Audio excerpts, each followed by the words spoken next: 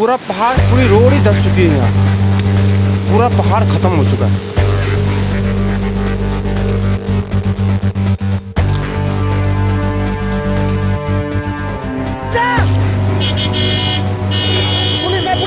Police का phone कर।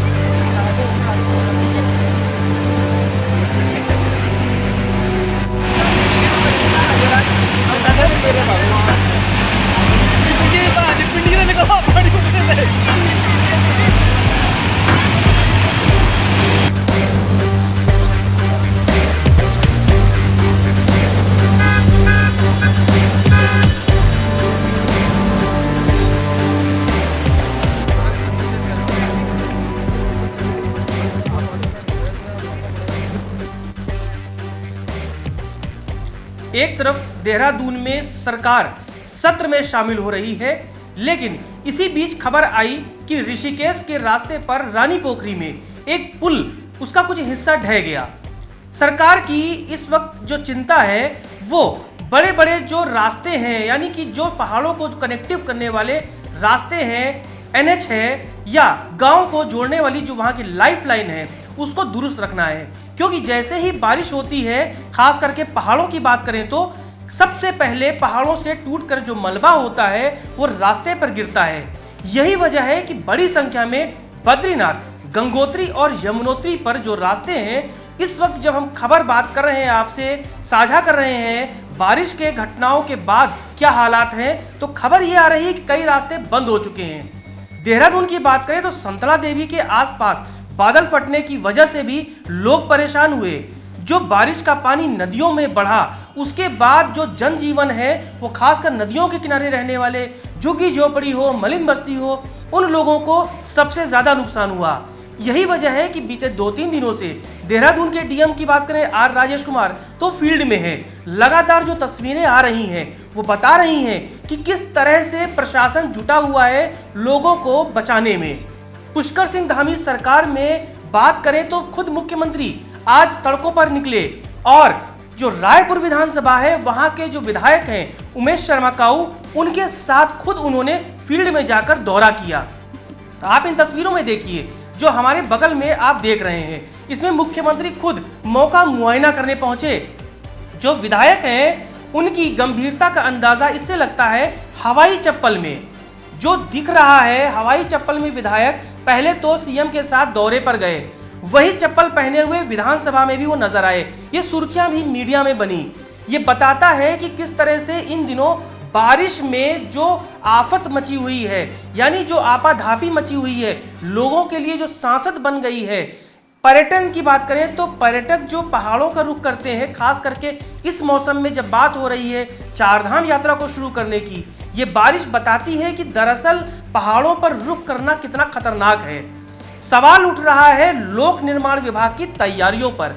चारधाम से जुड़ी हुई जो ऑल वेदर रोड है उसकी जो गुणवत्ता है या जो बनाया जा रहा है वो भी कहीं कहीं उस पर सवाल खड़े हो रहे हैं। प्रधानमंत्री नरेंद्र मोदी की बात करें तो वो बेहद संजीदा है उत्तराखंड में ऑल वेदर रोड को लेकर, क्योंकि चारधाम को लाइफलाइन अगर उत्तराखंड की माने तो ऑल वेदर रोड सबसे बड़ा जरिया है यहाँ पर पर्यटन को लेकर। पर्यटन मंत्री सतपाल महाराज भी जब दिल्ली जाते हैं, नितिन गडकरी से मिलते हैं, तो सबसे टॉप प्रायोरिटी पे होता है यहाँ पर ऑल वेदर रोड को जल्द से जल्द मुकम्मल कर देना, क्योंकि ये पर्यटन प्रदेश है। पर्यटन यहाँ सबसे बड़ा रोजगार का साधन है। लेकिन जब 2 या 3 दिन की बारिश में कलई खुल जाती है यहाँ के विभागों की, अधिकारियों की, तो जवाबदेही तय हो जाती है कि वो अधिकारी बताएं कि आखिर नदियों के किनारे जो पुस्ते बनाए जाते हैं, जो दीवारें बनाई जाती है या जो इनलीगल लोग बस जाते हैं, उनको हटाने की क्या व्यवस्था है। स्मार्ट सिटी देहरादून में जिस तरह से 2 दिन से खुद डीएम सड़कों पर उतर आए हैं और वहां के लोगों को रेस्क्यू करने की बात की जा रही है। मुख्यमंत्री की तस्वीरें आप देख रहे हैं, खुद वो सड़कों पर हैं, विधायक भी सड़कों पर हैं। क्यों है? वो इसलिए है क्योंकि यहाँ कहीं ना कहीं जो विभाग है उनकी लापरवाही है। आखिर हमारी तैयारियां पहले से क्यों नहीं होती? फिर जो उत्तराखंड की तस्वीर है क्यों देश में इस तरह से जाती है, सुर्खियां बन जाती है कि उत्तराखंड में आफत की बारिश हो रही है। थोड़ी सी ही बारिश में पर्यटक घबरा जाते हैं। उत्तराखंड में आने वाला जो पर्यटक है डर जाता है, कैसे वो औली जाएगा, मसूरी जाएगा, नैनीताल जाएगा, पहाड़ों में जाएगा। कैसे हम चारधाम यात्रा को शुरू करने की बात करते हैं। सवाल खड़ा होता है, मंशा सरकार की भले ही अच्छी हो, लेकिन अधिकारियों की क्या तैयारियां हैं? जो दावे हैं, हम ऑल वेदर रोड की बात कर रहे हैं, क्या ये जो छोटी सी बारिश है, 2 दिन की बारिश है, क्या ये बताती नहीं है कहीं ना कहीं कमियां हैं, ये सब सुधारना होगा? क्या इस तरह की तैयारियों को लेकर हम तैयार हैं चारधाम यात्रा को शुरू करने को लेकर? ये तस्वीरें आप देखिए जो आज की है, ताजा तस्वीरें हैं जो बताती है कि बारिश में किस तरह से उत्तराखंड के तमाम वो इलाके जो नदियों के किनारे हैं, किस तरह से लोग परेशान हैं। आखिर जवाबदेही किसकी है? कौन देगा जवाब? क्योंकि सरकार एक तरफ ये कहती है कि वो सरकार जो है जनप्रिय है, लोकप्रिय है, जनता के लिए समर्पित है। ठीक है, उसके जो बातें हैं हम स्वीकार करते हैं, जनता भी भरोसा करती है। लेकिन ये जो तस्वीरें आप देख रहे हैं, पुल ढह गया। अब आप सोचिए, रानी पोखरी बहुत अहम हिस्सा है कनेक्टिविटी का। ऋषिकेश, हरिद्वार, देहरादून के बीच आज जिस तरह से यह पुल टूटा है, वो सवाल खड़ा करता है विभाग पर, इंजीनियरों पर और तमाम सचिवालय के उन बड़े ओहदेदार लोगों पर जो सीधे जिम्मेदार हैं इस तरह की लापरवाही के लिए।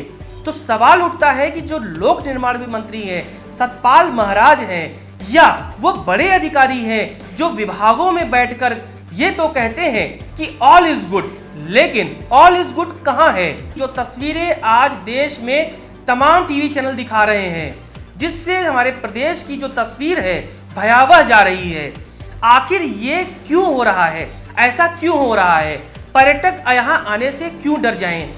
आखिर इसका जवाबदेही कौन तय करेगा? ये सोचना होगा नई नवेली पुष्कर सिंह धामी सरकार को, और करना होगा अपने कर्मचारियों पर सख्त कार्रवाई, क्योंकि हम पर्यटन प्रदेश हैं। पर्यटन यहाँ की आजीविका का सबसे बड़ा साधन है, और जब ऐसी तस्वीरें प्रदेश की दूसरे तमाम राज्यों में जाएंगी, दुनिया में जाएंगी, तो सवाल खड़ा होगा यहाँ के लोक निर्माण विभाग और तमाम उन विभागों पर जो सीधे जिम्मेदार हैं इस तरह की कार्रवाई पर। देखना होगा आने वाले दिनों में धामी सरकार, खुद लोक निर्माण मंत्री सतपाल महाराज और सचिवालय में बैठे आला अधिकारी इस तरह की घटनाओं को कितना गंभीरता से लेते हैं, कितनी जवाबदेही कर्मचारियों, अधिकारियों पर तय करते हैं। क्योंकि आने वाले दिनों में अगर इस तरह की घटनाएं बढ़ती हैं तो इसमें कोई शक नहीं कि इसका सीधा असर राज्य की पर्यटन उद्योग पर पड़ेगा, यहाँ के कामगारों पर पड़ेगा, यहाँ के होटल व्यवसाय पर पड़ेगा। हमें भी इंतजार होगा धामी सरकार पर कि वो क्या कार्रवाई करेंगे, इस पुल गिरने के पीछे कौन जिम्मेदार है, उस पर जवाबदेही क्या तय करेंगे।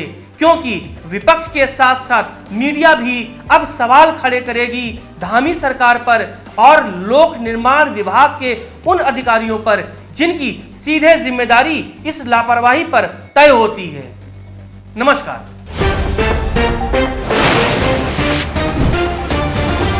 सत्य के साथ